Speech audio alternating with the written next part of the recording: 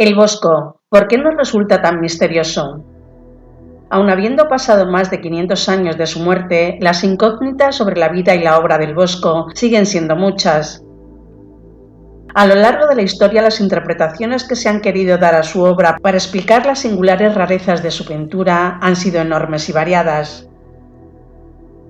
Poco es lo que se sabe de la vida del Bosco, incluso su fecha de nacimiento, 1450, es solo aproximada, pues ha sido determinada a partir de un retrato realizado hacia el final de su vida, en 1516, donde se estima que tenía unos 65 años. La mayor parte de los datos que se conocen se encuentran en los archivos municipales de su ciudad natal y en los libros de cuentas de la Cofradía de Nuestra Señora, a la que estuvo ligado toda su vida. Nada se sabe de su infancia y de cómo vivió sus primeros años, y poco se conoce también sobre los comienzos de su actividad profesional. Su nombre comienza a aparecer en los registros públicos de la época cuando ya era un artista reconocido, sobre todo en documentos de compraventa o inventarios de patrimonio, algunos datados tras la muerte del pintor. El Bosco es el apelativo por el que se conoce en España al pintor Joarem van Aken, nacido en la localidad holandesa de 's-Hertogenbosch, en el Ducado de Brabante. No hay noticias de que saliera de su ciudad natal, ni siquiera a la próspera, comercial y cercana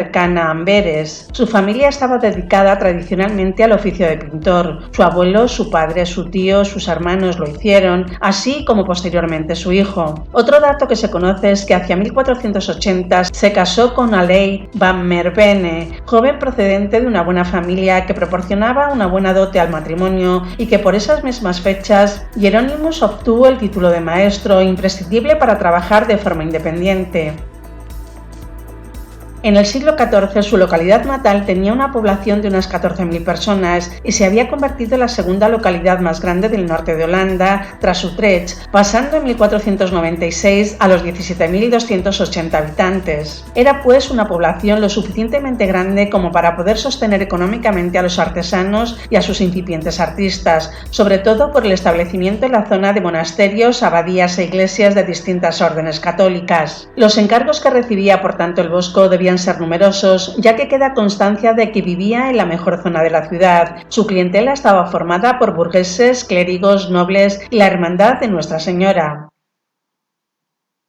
En la Cofradía de Nuestra Señora, institución de carácter laico fundada en 1318, se sabe que el Bosco ingresó en 1486 o 1487 y que en ella intervino activamente. Su padre, su mujer y su suegro, Goyard van de Merwenen, eran miembros junto con otros destacados nombres de la élite local y participaban en sus acciones piadosas y caritativas. El Bosco trabajó en la decoración de la capilla que la organización poseía en la Colegiata, hoy la actual Catedral de San Juan, y realizó diversas obras: 2 lienzos, un candelabro, un reloj, piezas como se ve de tipo menor por encargo de la hermandad. Cuando el Bosco murió en 1516, la misma cofradía le organizó su funeral con unas exequias solemnes en la capilla de la otrora Colegiata, señal de la alta consideración de la que había disfrutado el artista entre sus compañeros religiosos y entre sus conciudadanos. Esta hermandad promovía una mayor simplicidad en la práctica religiosa y el rechazo a todo lujo y placer en la vida diaria. El fuerte vínculo del artista con su orden y la vida ejemplar que solían llevar los cofrades conduce a pensar que el Bosco fue un hombre devoto, y así parece reflejarlo en su obra, pues los expertos coinciden en que existe una profunda carga moral en sus enigmáticas figuras. Uno de sus encargos más importantes lo recibió en 1504, cuando Felipe el Hermoso le encargó un cuadro sobre el juicio final, lo que indica que su fama había llegado a la corte borgoñona.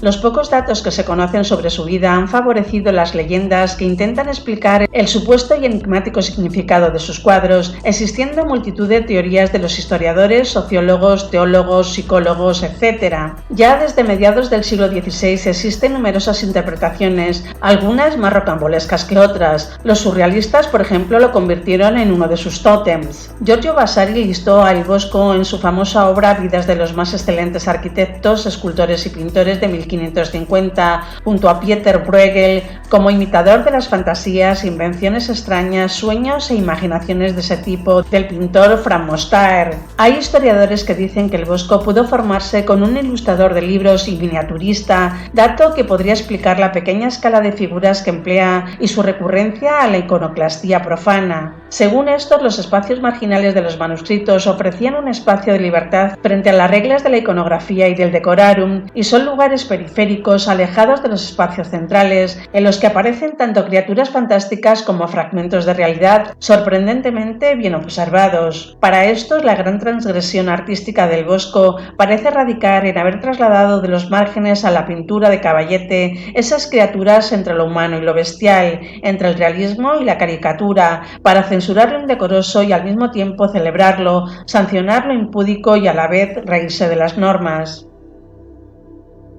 La realidad, sin embargo, puede ser más sencilla. El Bosco parece estar marcado, como es lógico, por la época convulsa que le tocó vivir. Los sucesos violentos que azotaron los Países Bajos durante el último tercio del siglo XV permiten comprender mejor la atmósfera amenazadora de sus cuadros. El Bosco conoce en su infancia una paz y una prosperidad que se vio truncada por la inestabilidad política sobrevenida en los años 60. El enfrentamiento del rey de Francia con Carlos el Temerario, nuevo duque de Borgoña, desencadenó una oleada de disturbios y saqueos que acabaron con la muerte del duque en la batalla de Nancy en 1477. Uno de los acontecimientos más violentos de esta época fue el saqueo de Gante en 1468. En este se produjeron numerosas ejecuciones públicas ante el terror de la población. También en toda Europa se produjeron abundantes movimientos heréticos, sectas que trataban de romper con la Iglesia, que ostentaban poder y un lujo excesivos. Los motivos heréticos trataban de retornar a las raíces del primer cristianismo, con comunidades en las que se compartieran los bienes. Es decir, el Bosco vivió en una época de crisis espiritual muy profunda, que condujo poco después a la ruptura del mundo cristiano. Se imponía la ley del más fuerte, la ignorancia y el analfabetismo alcanzaban un 90% de la población, que veía su esperanza de vida en poco más de 40 años. Las enfermedades endémicas y las epidemias, frecuentemente peste, diezmaban a la población cuando no se trataba de guerras mantenidas durante años. También se ha especulado con el impacto que pudo tener sobre el artista el gran incendio que asoló su ciudad natal en 1463, ya que los braseros y las llamas aparecen de modo obsesivo en sus tablas. Este incendio arrasó 4.000 casas y es muy probable que el Bosco adolescente fuera testigo de aquel fuego. Así pues, parece que a pesar de la originalidad de la obra del Bosco, que se mantuvo al margen de las tendencias artísticas de sus contemporáneos flamencos e italianos, parece evidente la influencia de su época en su obra. Su estilo, argumentan muchos expertos, recoge claramente los fantasmas de los años finales de la Edad Media, en los que la salvación tras la muerte era una gran obsesión.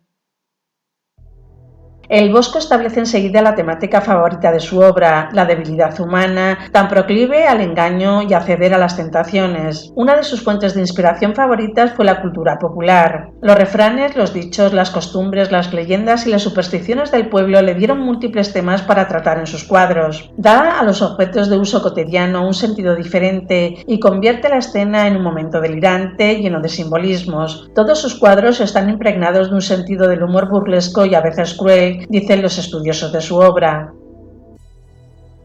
El Bosco prácticamente pintó solo obras religiosas. Su piedad era extrema, rigurosa y presentaba un mundo enfangado que se revolcaba en el pecado, casi sin esperanza de salvación. El Bosco ve a sus congéneres pudriéndose en el infierno por todo tipo de vicios. Se tiende a mirar sus obras como productos magníficos de la imaginación y se tiende a identificarlo con el surrealismo, pero lo cierto es que el Bosco no pintó para nosotros, lo hizo hace más de 500 años y posiblemente nosotros hoy día seamos incapaces de comprender todos los símbolos y lecturas con que impregnó sus cuadros. El mundo religioso estaba tan presente o más como los fenómenos cotidianos. En un mundo donde no se sabía leer ni existían imágenes apenas, los cuadros del Bosco representaban una realidad cotidiana. La presencia continua del pecado y la amenaza del infierno eran ley de vida. El Bosco jamás entró en contacto con la cultura urbana ni con las renovaciones que se estaban produciendo en los Países Bajos, Italia y España. El Bosco representa el arte de provincias, casi sin influencia de los movimientos contemporáneos donde se pretendía cambiar el concepto del mundo basado en Dios por el del mundo basado en el hombre. El Bosco y sus pinturas todavía se situaban en la tradición medieval de representar el mundo y lo humano como si fuera un inventario de tipos y casos ejemplarizantes sobre la experiencia de la vida, del pecado y de la muerte. De esta forma el Bosco quería hacer reflexionar a los que contemplaban su obra y que hiciesen suya su moral y sus valores, control de las pasiones, el rechazo a los pecados, a los gustos y diversiones populares por los excesos, etc. Pero los expertos consideran que hoy no hay que ver así al Bosco como creador de demonios, sino como un artista absolutamente original, con una capacidad de invención extraordinaria y como el creador de una nueva técnica y una nueva iconografía.